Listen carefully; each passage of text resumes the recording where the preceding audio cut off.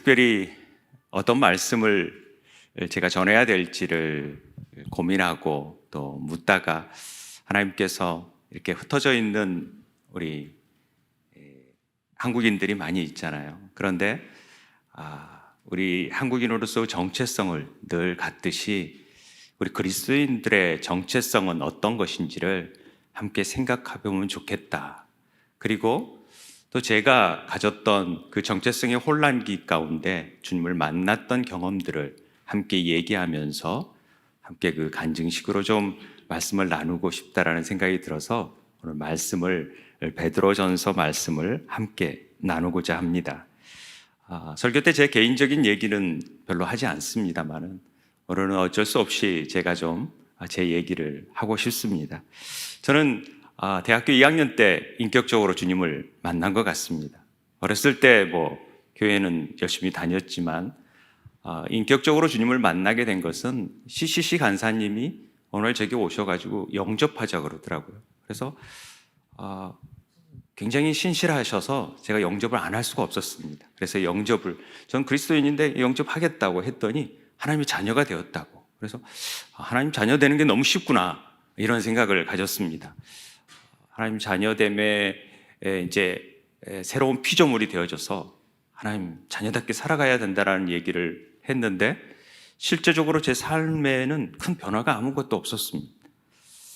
살면서 더 저는 대학 생활의 어떤 정체성의 혼란 속에서 힘들어했었고, 그런데 다시 그 UBF라는 대학교 성경일교회라는 선교단체가 있는데 거기에서 요한복음을 같이 공부해보자 그러면서 같이 성경 공부를 하는 중에 거듭남의 의미들을 새롭게 깨우쳐 주셨고, 이 그리스도인의 정체성이 뭔지에 대해 조금씩 알아갈 수 있도록 해주셨습니다. 그게 많은 힘이 되었던 것 같아요. 그런데 하나님이 제게 찾아오셨다는 사실이 저는 너무나 감사했고 기뻤습니다. 그러나 많은 그리스도인들을 보고 또 많은 선배, 지금 먼저 믿음의 길을 걸어간 사람들을 보면 저게 믿음의 사람들의 모습일까? 왜 그리스도인이면서 하나님의 자녀라고 말하면서 왜 저런 삶을 살까? 저 역시도 늘 죄 가운데 더 넘어지고 또 죄짓고 힘들어하고 그런 모습을 보면서 정말 내가 하나님의 자녀 맞는가 이런 의문을 갖게 되는 게 아니었나 싶습니다. 그러면서 직장 생활을 하면서 더 그리스도인들의 모습을 찾기도 어려웠고, 그리스도인이라는 게 뭐지? 어떻게 살아야 되지? 누가 가르쳐 주지도 않는 것 같고, 그래서 성경 공부를 열심히 하고 그러면서 그리스도의 정체성이 뭔지에 대해서 막 배웠지만은 그게 쉽게 와닿지 않았습니다. 성경에 보면 겨자씨만한 믿음이 있어도 산을 이렇게 옮길 수 있는 믿음이 있다라고 얘기를 하는데, 난 믿음이 겨자씨만도 없단 말인가? 이런 고민들을 하게 됐었고요.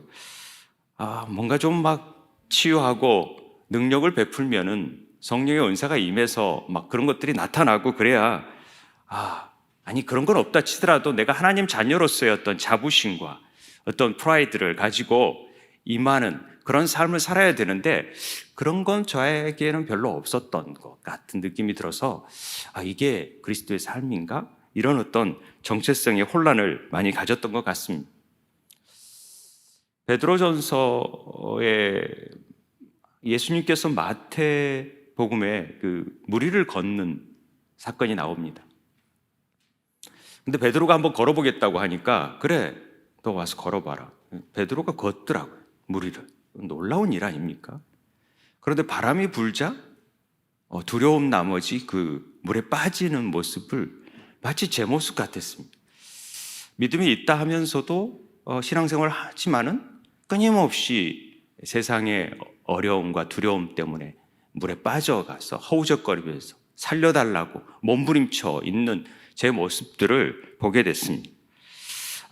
그럴 때 우리 그리스도인들의 모습 속에서 저와 같은 고민들이 참 많구나라는 걸 깨닫게 됐습니다.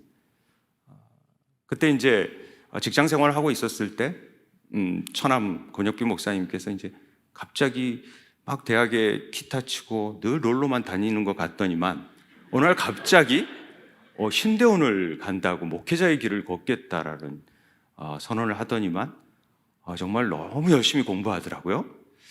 책을 보니까 저렇게 목회자 되는 것이 어려운 일인가, 정말 나는 목회자를 절대 되지 못할 것 같다, 저렇게 공부는 못할 것 같으니까 그런 생각을 했었는데 제가 어느 날 이게 목회자의 길을 저도 역시 걷고 있더라고요. 저보다 5살이 어리지만은 저한테 8년 선배, 장신대 8년 선배가 됩니다. 그래서 목회로 많이 도움을 받고 있습니다. 하나님께서 그런 정체성의 혼란함을 가질 때 그래도 하나님이 찾아와 주셨어요. 만나 주셨고, 그러면서 목회적인 부름을 제게 이렇게 원하시고 계셨다라는 것을 깨달았습니다. 아니, 많은 교회도 있고 목회자들도 많은데 왜 나이가 든 저를 하나님이 부르실까? 그런 고민을 할 때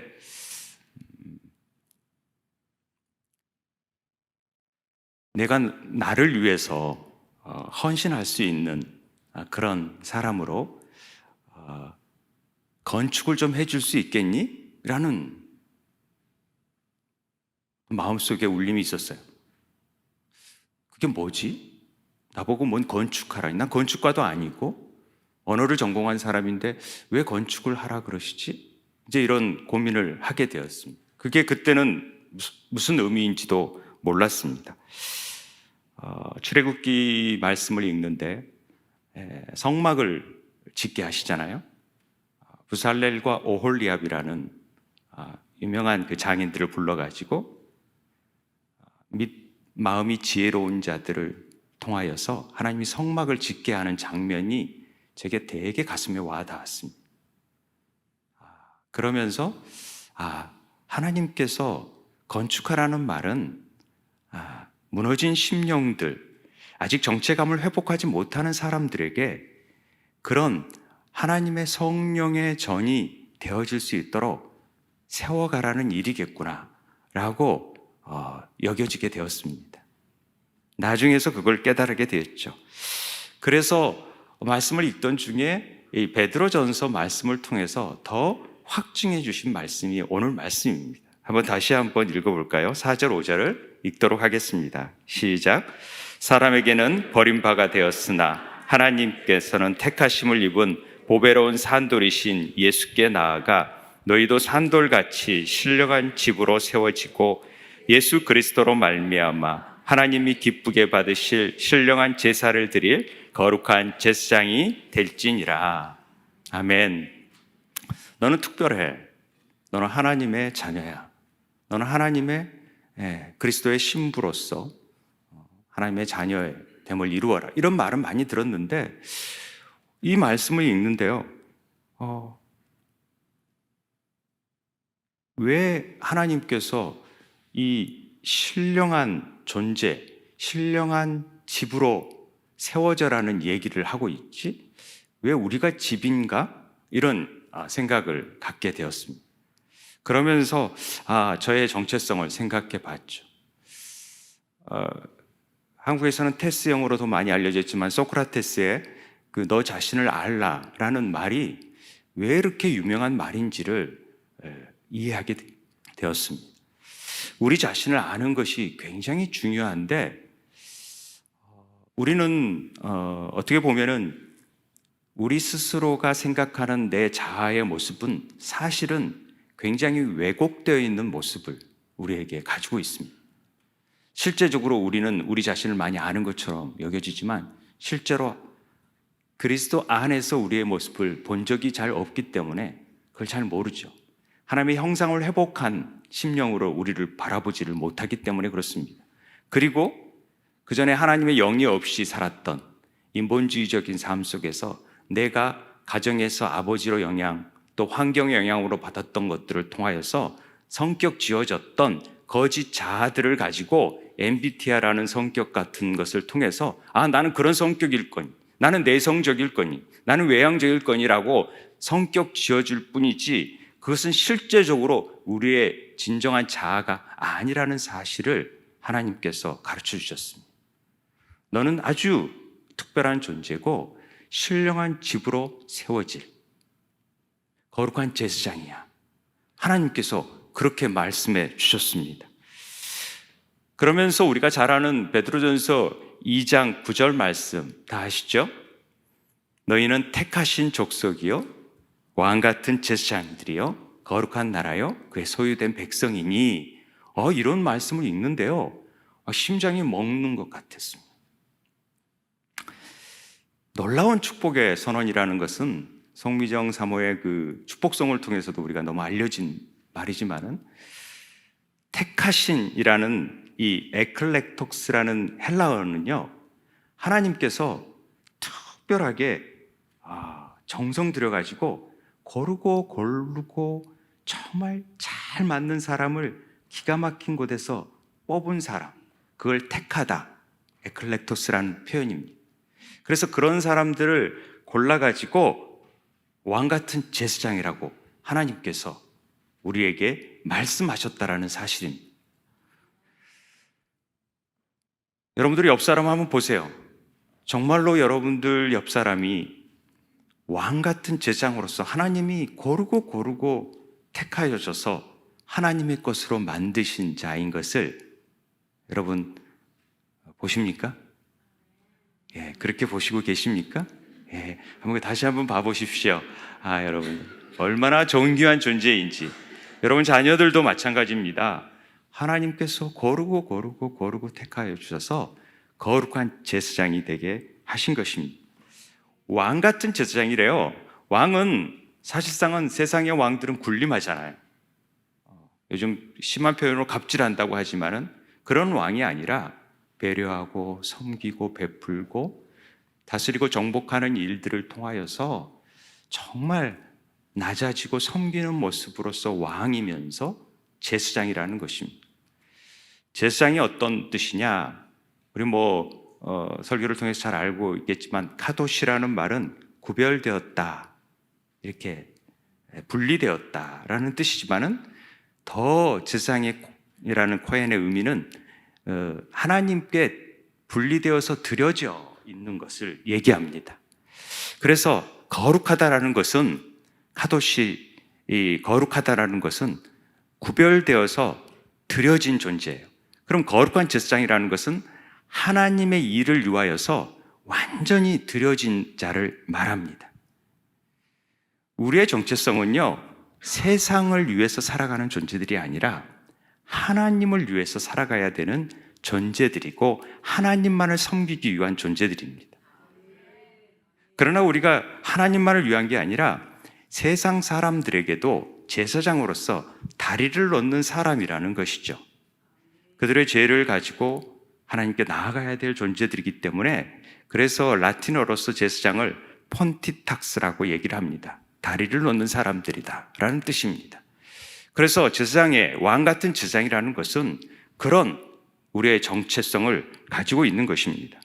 그런데 왜 그런 왕 같은 거룩한 제사장이라고 말씀해 주시냐면요, 우리 안에 하나님의 영의 집으로 지어진 존재들이기 때문에 그렇습니다.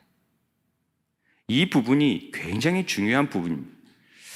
그냥 우리가 하나님의 자녀라는 것들을 확인할 수 있는 방법은요, 우리가 어떻게 지어졌는지를 잘 알아야 되는 것이죠. 5절에 보면은 신령한 집이라는 표현이 나오는데요, 이게 푸뉴마티코스라는 영의 집이라는 뜻입니다.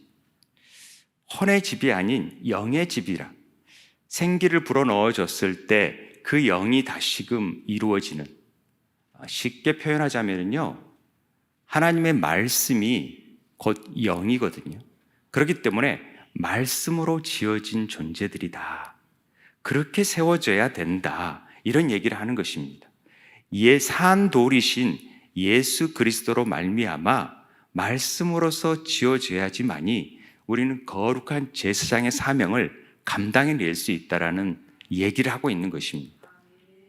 그런데 우리는요, 지금껏 말씀으로 지어지기보다는 세상의 인본주의적인 교육에 의해서 너무나도 많이 그것들에게 길들여져 있었고, 그것을 통하여서 우리의 믿음을 표현하다 보니까 실제적인 우리의 하나님의 영적인 삶이 아닌 혼적인 삶에 머물러서 그런 거짓 자아의 모습을 통해서 믿음을 표출하다 보니 아무런 우리 안에 능력이 나타나지도 않았고 자녀됨의 권세를 이룰 수도 없는 삶이 되어지는 것입니다.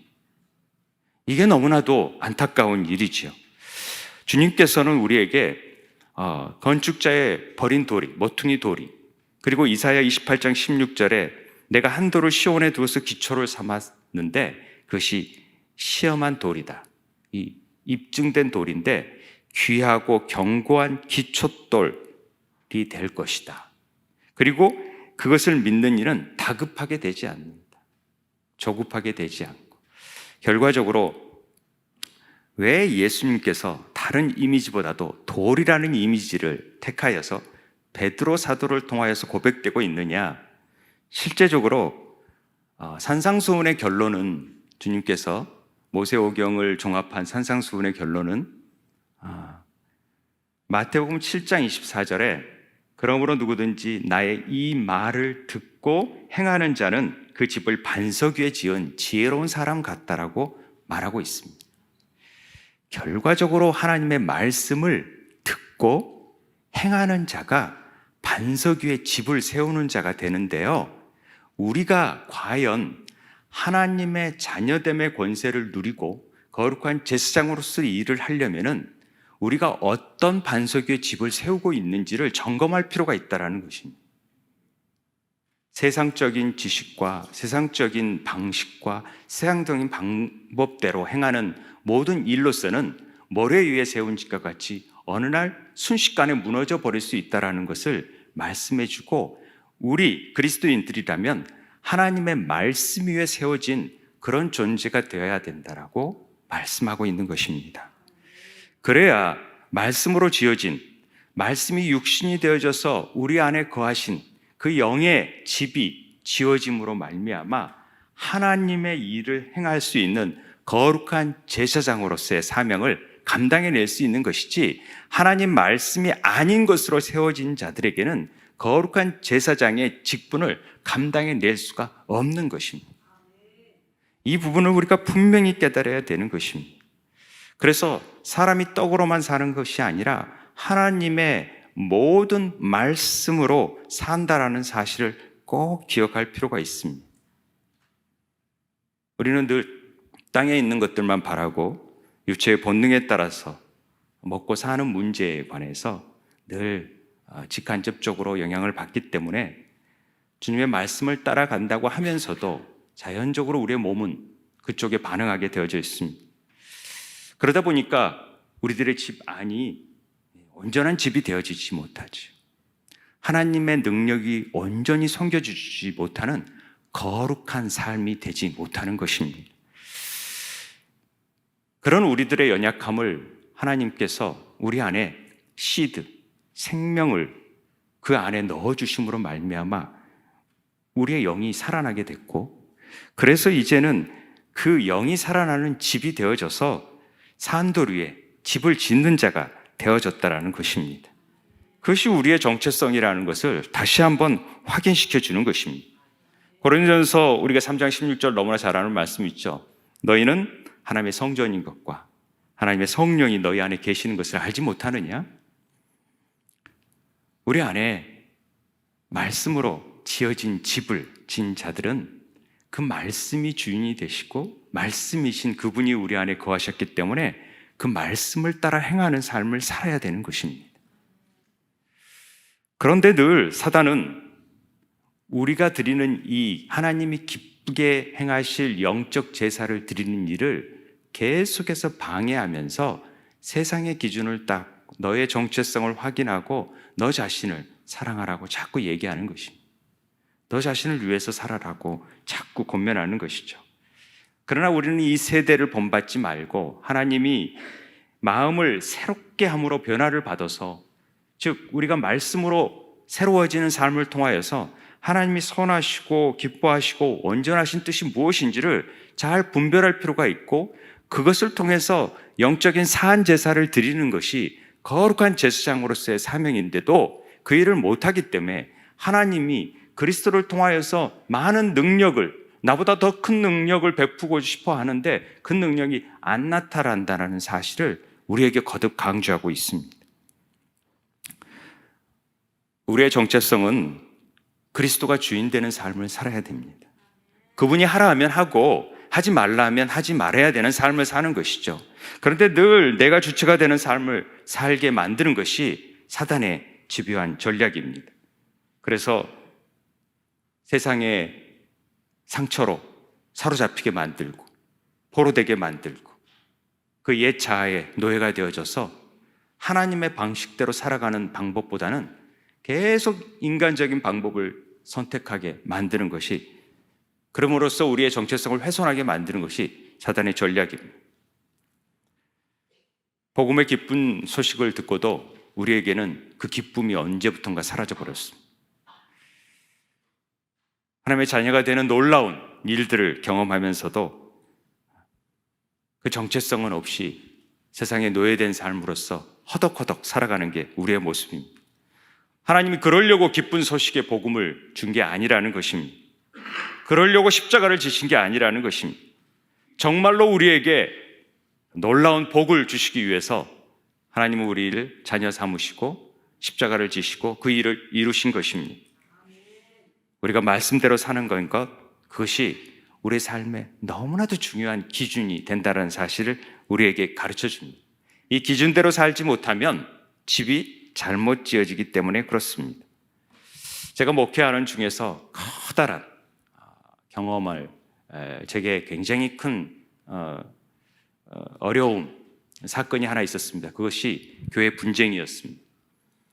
선교사로 지명을 해서 나아가는 자에게 모교회에서 잠깐 와달라고 해서 이렇게 부교육자로 봉사하고 있었을 때, 섬기고 있었을 때 어느 날 갑자기 교회에 분쟁이 난 겁니다. 누가 잘못을 떠나서 그리스도인들이 서로에 대해서 원수가 된 겁니다. 그런 철천지 원수가 없습니다. 조금 생각이 다르다고. 우리가 정말 그리스도인들이 맞는가? 이런 고민들이 있었습니다. 사실 목회를 그만두고 싶었습니다. 목회를 이제 그만둬야겠다. 이런 우리의 그리스도, 정말 복음적인 교회라고 얘기하는 그 교회가 이 정도라면 도대체 우리가 뭘 배우고 뭘 선한 영향력을 미칠 수 있단 말인가? 그럴 때 하나님께서 다시금 제게 주신 말씀이 이 오늘 본문의 말씀입니다. 너희가 무너진 집들이 이렇게 많은데 올바른 집을 세워달라. 섞이지 않는 말씀으로 세워진 집을 나는 원한다. 그런 마음의 도전을 통하여서 다시금 하나님 앞에 무릎 꿇고 가정에서부터 개척을 시작했습니다. 어떻게 할 줄을 몰랐습니다. 제가 준비를 하지 않은 상황이었기 때문에. 그래서 하나님 어떻게 할까요?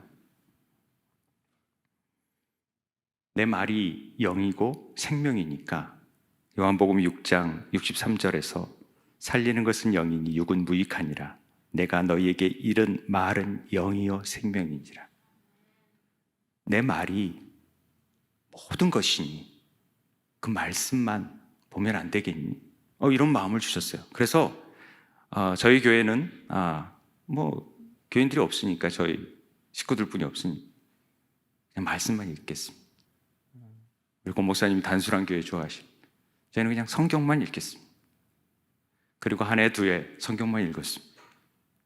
1년 내내 3번 통독할 경우도 있고 2번 통독할 경우도 있고 열심히 성경만 읽었습니다. 그리고 일주일 동안에 궁금했던 사항에 관해서 설교했고 또 소그룹을 통해서 나누기 시작했습니다. 그랬더니 한두 명이 성경을 읽고 싶어하고 성경을 알고 싶어하는 사람들이 모이기 시작했고, 해외에서, 독일에서, 일본에서 함께 성경을 읽는 분들이 나타나기 시작했고, 하나 되어지면서 서서히 벽돌 하나 한 장이 놓여지면서 주 안에서 성전으로 지어져 가는 교회가 되어졌습니다. 그래서 저희 교회 이름이 세움교회입니다. 주님의 몸된 교회로 세워지자, 그런 마음으로 이렇게 세움교회가 됐는데요. 말씀을 읽는다고 커다란 변화가 일어나는 건 아닙니다. 사실상은 굉장히 큰 인내의 시간이 필요합니다.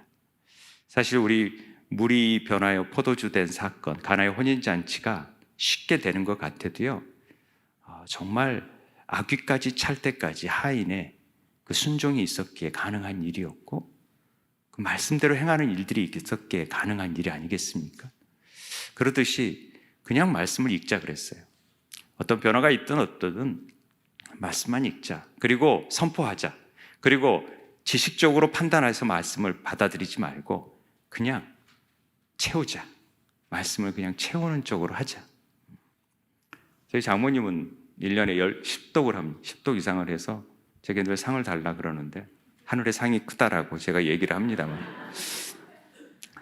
많이 담을수록 하나님의 말씀이 어떻게 역사할지 우리는 알지 못하니까 그분으로 지어져 가는 것이 필요하겠다 싶어서 말씀을 읽기 시작했습니다. 그러자 조금씩 교인들이 변화가 나타나기 시작했습니다. 그 말씀이 살았고 운동력이 있어서 좌우의 낯선 어떤 곰보다도 예리하잖아요. 그래서 혼과 영과 관절과 골수를 찔러 쪼개는 일들이 나타나면서 자기의 쓴뿌리가 드러나기 시작하고 자기 연약함이 드러나기 시작하고 그걸 고백하기 시작하고, 그러면서 그 말씀이 치유하는 일들, 도려내는 일을 통하여서 새로워지는 일들이 나타나기 시작했습니다. 그래서 막 화냈던 사람들이 그래도 다시금 일어나게 되고 다시금 주께로 돌아오게 되는 역사가 말씀을 통해서 나타나게 된 것입니다. 성도들이 조금씩 진리 안에서 자유함을 조금씩 누리기 시작하고, 말씀이 우리에게 이렇게 놀랍게 역사하는구나. 그러면서 우리의 믿음은 겨자씨지만한 믿음이 없지만 보배로운 믿음이 우리 안에, 내 안에 계신 성령님 안에 있다라는 것을 우리가 깨닫기 시작했고, 그 믿음으로 행했을 때 능치 못한 일이 없다라는 것을 깨닫기 시작했습니다. 그러면서 한 사람 한 사람들의 고백들이 나오기 시작했고, 우리가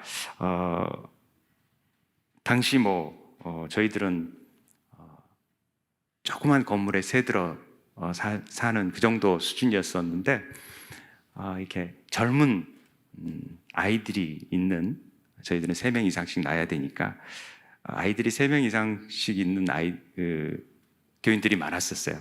그래서 다 2시간, 3시간씩 멀리서 오는 교인들이 많았는데, 그런 교인들이 교회 근처로 오고 싶고, 교회 근처로 오면 같이 함께 공동체를 좀 이루면 좋겠다 했는데, 그런 마음들을 품고 우리가 함께 기도하자라는 마음을 갖다 보니까 어느 날 소망이 이루어지게 되는 놀라운 일들이 생겨지더라고요. 그냥 단순히 우리가 말씀으로 집을 짓고 싶었는데 하나님이 너희들 정말 집을 한번 지어보라 그러면서 하나님의 방식대로 행하는 집을, 꿈으로 보여주는 집을 짓게끔 만들으셨어요. 혹시 그 집이 나올지 모르겠는데, 저희들이 16세대의 집을 짓고 커뮤니티 공간을 통하여서 아이들을 거룩한 제사장으로 만드는 일을 해보자. 그러니까 말씀이 들어가니까 부모들이 성경을 읽으면서 자녀들도 읽기 시작하더라고요. 그러면서 자녀들이 훨씬 더 먼저 변화된 모습을 보여주었어요. 그들이 말씀으로 싸우기 시작하고요. 말씀 가지고 너 자랑치 말라 그러는데 왜 자랑하고 그래? 막 이러면서 말씀으로만, 말씀 또 암송하고 그러면서 아이들이 변하는 걸 통하여서 부모들이 함께 그 일을 이루어 가자 해서 저희들이 함께 모여서 살기로 했는데, 돈도 아무것도 없고 그랬는데 하나님이 그렇게 이루어 가시더라고요. 그러면서 이렇게 지어져 있지만 저희들이 모여서 모여 있는 게 중요한 게 아니라 어떤 공동체를 이루어 가며 또 하나님이 정말 기쁘시게 하는, 그래서 아이들에게 저희들이 어린이집을 하지 않고요, 하나님 말씀만 가르치는 성교원을 행합니다. 그리고 애들이 졸업하니까 또 학교를 행하고요. 그래서 성교원 학교를 해서 거기에서는 늘 하나님 말씀 가르치고요. 또 하나님 나라의 대사가 되어져서 거룩한 제사장이 되어야 되니까, 하나님 나라를 이루어야 될 존재들이니까 영어를 가르치고 히브리어를 가르치고 헬라어를 가르치고 라틴어를 가르치고 음악을 가르치고, 우리가 늘 찬양하는 자들로 세워지자고 지금 그렇게 일을 하고 있습니다.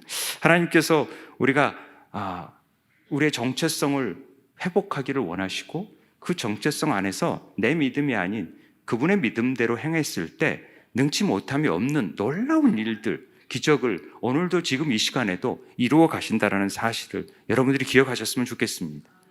그래서 정말 여러분 삶 가운데, 가정 안에서, 정말 직장 안에서 거룩한 제사장으로서 우리가 뭘 해야 될지, 하나님께서 왜 나를 이곳에 보내셨는지에 대한 어떤 물음에 대한 고백들이 있었으면 좋겠고요. 그래서 온전히 하나님께만 드려지는, 그래서 시드교회가 말씀으로 정말 저희와 함께 기도하면서 다음 세대를 세우는 일에 더 힘있게, 그래서 신앙의 아름다운 공동체를 다음 세대에게도 잘 물려줄 수 있는 그런 복된 은혜가 이루어졌으면 좋겠습니다.